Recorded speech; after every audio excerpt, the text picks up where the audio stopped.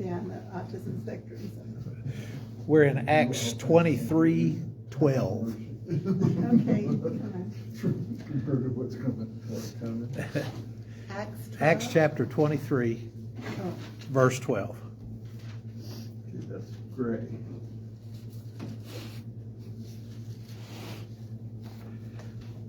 This section has to do with the second attempt that the Jews made to get rid of Paul. This is a small group that has decided that, they can form a hit squad and work out a plot so that they can get to Paul and kill him. So this isn't the entire Jewish population at the temple trying to get him. This is a little more small, intimate plot, but it also 40's is not quite doomed to intimate. fail. All right, the next morning, some Jews formed a conspiracy and bound themselves with an oath not to eat or drink until they had killed Paul. Just the very next day, he's in custody. They can't do anything about it. He spends the night in the Fortress Antonia. But during that time frame, there's a group that gets together and puts themselves under an oath that they're going to kill him. I don't know who these guys were. I don't guess anybody does. And why they were so completely dedicated to getting rid of Paul. Well, we're at a loss there. But verse 13 says there were more than 40 men who were involved in this plot. They went to the chief priests and to the elders and said, "We've taken a solemn oath not to eat anything until we've killed Paul. Now then, you and the Sanhedrin petition the commander to bring him before you on the pretext of wanting a more accurate information about his case. We're ready to kill him before he gets here." So they lay out the plan to the Sanhedrin. One of the interesting things about this passage, a lot of the older translations translate it the next morning the Jews instead of the next morning some Jews. Well, here we get on down and it's they met with the Sanhedrin and said, "You guys call him out for trial and we'll get him before he gets there."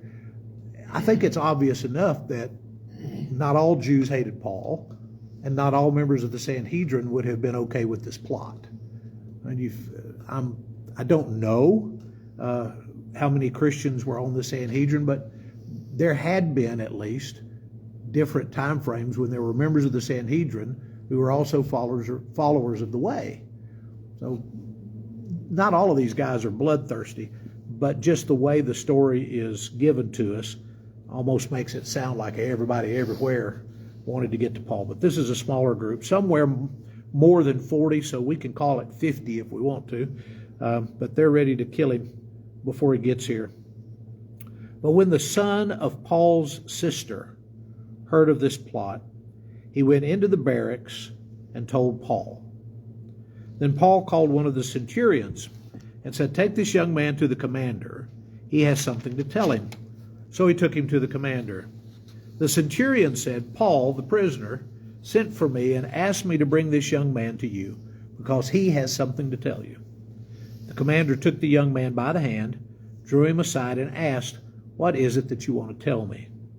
He said, "Some Jews have agreed to ask you to bring Paul before the Sanhedrin tomorrow on the pretext of wanting more accurate information about him. Don't give in to them, because more than 40 of them are waiting in ambush for him. They've taken an oath not to eat or drink until they have killed him. They're ready now, waiting for your consent to their request." The commander dismissed the young man with this warning: "Don't tell anyone that you have reported this to me." Now, there's some interesting questions, and probably none of them have adequate answers, but we're never given the names of the sister and the nephew, but why was there a sister and a nephew living in Jerusalem? It works out really well for Paul that his nephew knows something, but why were they in Jerusalem? And I came up with 3 possibilities maybe. One possibility, maybe the whole family had moved there at some time. We know that Paul went to the school of Gamaliel. So if all of Saul's family had moved from Tarsus and lived in Jerusalem at that point, then, maybe you've just got everybody there. I've always assumed that the sister was older. Don't know why. I guess because it fits my storyline. That Paul left Tarsus and lived with his sister while he went to the school of Gamaliel. So if he was, 10 or 12 and she was 20, then moving to go to the school of Gamaliel would have worked out if she was already living there, maybe already married, already started a family, maybe Paul lives with him, in which case he might have known the young man quite well. If he was staying with his sister, he might have known his nephew better than we would imagine. And then there, one possibility that was brought up, I kind of like, it's a feast day, right? They were in between the feast of the Passover and the feast of Pentecost. So lots and lots of people were in Jerusalem that didn't live there. So if she and her family had traveled to Jerusalem for the feast, then maybe that's the reason they were in town. 50 days between the two? Yeah, 50 days. Seems like an awful long time to leave your life. It does. I've always thought that, but it seems like there were families that did that they would go for Passover, stay for the Feast of Unleavened Bread the next week, and then just stay on at Jerusalem until the time of Pentecost. That's a long time. I think the guys that were really into the sacrificial worship and were really trying to keep the law to the nth degree, Pentecost is the Feast of First Fruits. So, maybe you've brought a gift for that festival as well. So rather than go all the way home, you just bring everything at once and you'd stay there long enough to do all these things. I don't know, but yes, it does seem like a long time to be away from home. But very few of these people had jobs like we think about having jobs, 5 days a week, 8 hours a day, that kind of thing. Most of them were agrarian, and if you were during a time frame where the crops could be by themselves for a little bit, then maybe you could do that. I don't know. The other question is, how did this random Jewish boy get into the barracks? Right? It all sounds very normal. His nephew goes to the barracks and finds Paul and talks to Paul privately, evidently. They call for a centurion. The centurion then passes the message along to the commander, and the commander finally tells the young man, just don't tell anybody that you've told me these things. So how did this kid have such free range inside the Fortress Antonia? And I don't know much about Roman army garrisons or how they handled things, whether they let people come and go or how any of that worked, but he was evidently able to get in to the fortress, talk to Paul, make arrangements, and then the commander of the fortress does what the kid says. Right? He's going to act on the information that Paul's nephew gives him. Did family members have to bring prisoners food and stuff like that? It's a possibility. There were occasions when that was true. Paul, being a Roman citizen, may have something to do with it. I know that the idea that there were Jews wanting to kill a Roman citizen would have gotten his attention, but he didn't know that until the kid had been roaming around the property for a while. He'd already talked to Paul and talked to a centurion, and all those things had already happened before the commander of the garrison knew what was going on. But he does act on the information. So you can at least attribute that to the fact that Paul is a Roman citizen. We're not going to have it where we're going to kind of look the other way while the Jews get hold of him and kill him, especially if we're supposed to be delivering him. If a group of Roman soldiers are delivering Paul to the Sanhedrin and there's well, good grief. You sneak up on people and you ambush. If there's an ambush, who are you ambushing? You've got to ambush the guard, which are Roman soldiers. So this is not a great plan in the first place, but it's the commander doesn't have it. For one thing, there probably weren't that many soldiers. And, we think of an army battle of, 100,000 against 100,000. Yeah. There I don't know this, and there may have only been 100 or 200 Roman soldiers. The idea was that if you attack us and you may overwhelm us, then the wrath of Rome is coming. Yeah. So, Yeah. Well, there may have only been a couple of hundred normal time of the year, but during feast days, especially around Passover, they juiced it up. There was another garrison stationed at Caesarea, and we'll talk about Caesarea here in a little bit, but they would have been at the ready, and they would pump up the numbers in Jerusalem just to kind of let the Jews know that we're not going to. It says that they talked to one of the centurions, so there were at least 100. If there were more centurions, then there were at least 200. And then we'll get a list here in a minute of how many people it takes to take one Paul to Caesarea to get him away from this ambush threat. Look at verse 23.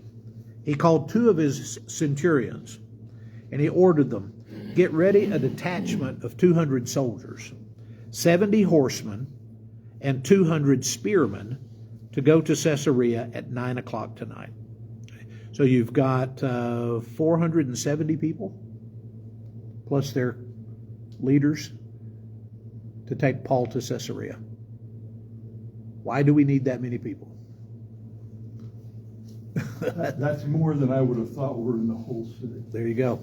But it's feast time. That's the only explanation why there would be that many folks there in case there was an uprising. So he's going to save the Roman citizen. And if you take this many people and send them off, how many do you have left? So he must have had, I don't know, double this amount, but they're not going to stay gone. Part of them will be back to the fortress ASAP. Right? I want you to get all these guys to go to Caesarea at 9 tonight. Provide horses for Paul so that he may be taken safely to Governor Felix. Now, Governor Felix was in the same job that Pilate had held. Evidently, Felix was not in Jerusalem during this feast time, or he had been there and already gone home. It's closer to the end of this feast time than the beginning, right? The biggest problem they would have, the biggest possible uprising time, would have been the Passover. Get rid of the oppressors. We came up out of Egypt. God brought the plagues on the bad guys. It was tough to be a Roman soldier in Jerusalem during Passover. But like I say, we're almost 50 days past that. We're over to the Pentecost side of things. So starting to maybe lower the number of people that are there. And Governor Felix goes home. So he's back at Caesarea. We'll talk in a minute about where this guy gets to live. The palace at Caesarea was kind of nice. He wrote a letter as follows. Claudius Lysias, to His Excellency, Governor Felix. Greetings. This man was seized by the Jews, and they were about to kill him, but I came with my troops and rescued him because I had learned that he was a Roman citizen. True or false? False. He didn't learn he was a Roman citizen until a little bit later. But it sounds good, right? That's a good thing to write to the governor. I wanted to know why they were accusing him, so I brought him to their Sanhedrin. I found that the accusation had to do with questions about their law, but there was no charge against him that deserved death or imprisonment. What does he know about what Paul says his charges were about? Why was Paul attacked and arrested, according to Paul? Because he believes in the resurrection. Because I believe in the resurrection for the dead, right? So the hearing that Claudius Lysias sets up doesn't work out because Paul says, I'm here because I believe in the resurrection of the dead, and the Pharisees and Sadducees break out in an argument, and they have to close the thing down and take Paul back to the fortress. So we haven't had any hearing where the real charges have been read. So that part's true.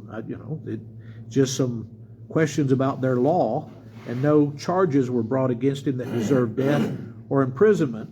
When I was informed of a plot to be carried out against the man, I sent him to you at once. I also ordered his accusers to present to you their case against him. And so, that's a decent introductory letter. That's it. Wash your hands, send him on to the next guy. These guys were professionals at it. They had lots of amenities, and as long as they could stay in good graces with Caesar and the surrounding magistrates, man, life was good. So, I'm sending him to you because he kind of belongs to you. So the soldiers, carrying out their orders, took Paul with them during the night and brought him as far as Antipatris. The next day, they let the cavalry go on with him while they returned to the barracks. So you've got the 70 cavalry guys who take Paul on his horse, and they keep going to Caesarea. But the threat is not as big as it had been, so the foot soldiers and the spear guys head back to Jerusalem. So they're still needed there, at least for the time being. When the cavalry arrived in Caesarea, they delivered the letter to the governor and handed Paul over to him. The governor read the letter and asked what province he was from. Learning that he was from Cilicia, he said, "I'll hear your case when your accusers get here." Then he ordered that Paul be kept under guard in Herod's palace. Why did he ask him, what province are you from?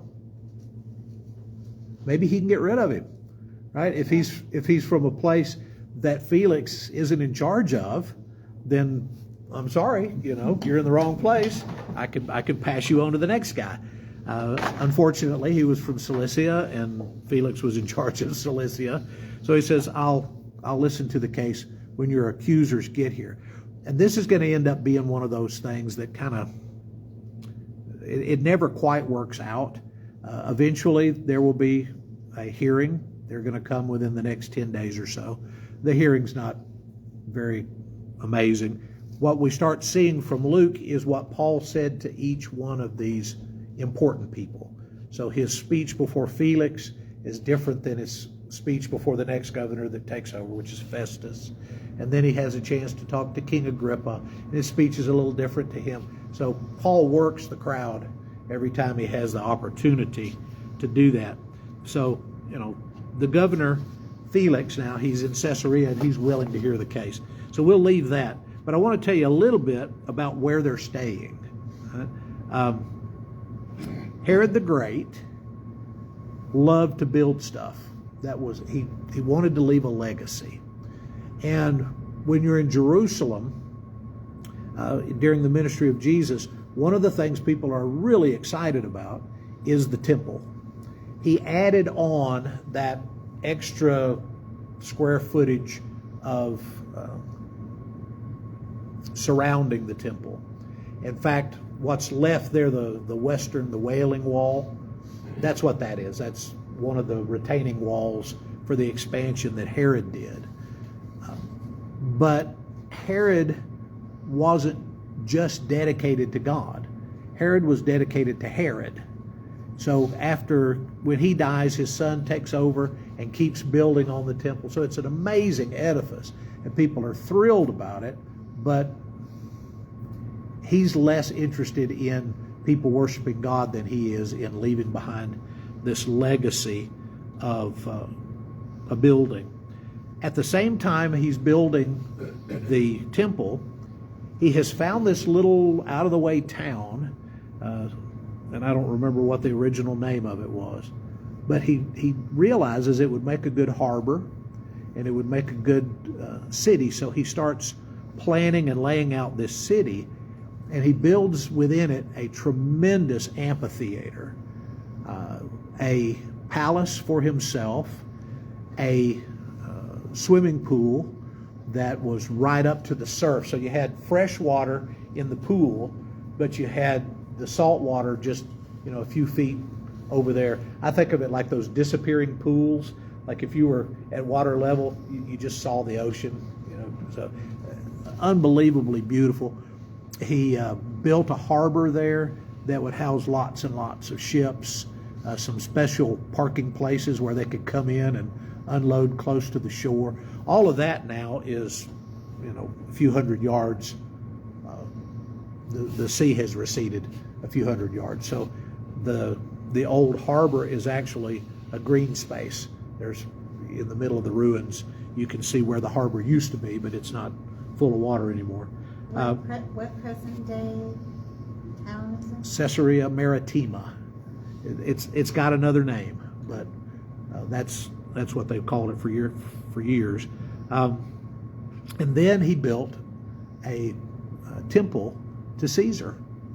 So at the same time he was building this great edifice in Jerusalem to Yahweh, he was building a temple in Caesarea Maritima dedicated to the Great, to Caesar Augustus. Right? So you've got Herod the Great and Caesar Augustus, the august one, in cahoots, and the king of that region of Judea and Samaria and all the places where Jerusalem, where he was building all these beautiful things, was also building big edifices in honor of Rome and in honor of the Roman Caesar. So, like I said, he liked himself, and people sang his praises and gave sacrifices and burned incense at his temple, and he was just fine with that. He has other offspring that we'll run into again. His son Antipas is the one that kills John the Baptist and is king when Jesus dies. And then Antipas has kids, and those guys we run into. So he was extraordinarily powerful. He played his cards right most of his life, and Caesarea Maritima was an absolutely beautiful place. And so when Paul, if he had a window in his cell, when he looked out, he didn't have a bad view, but he stuck.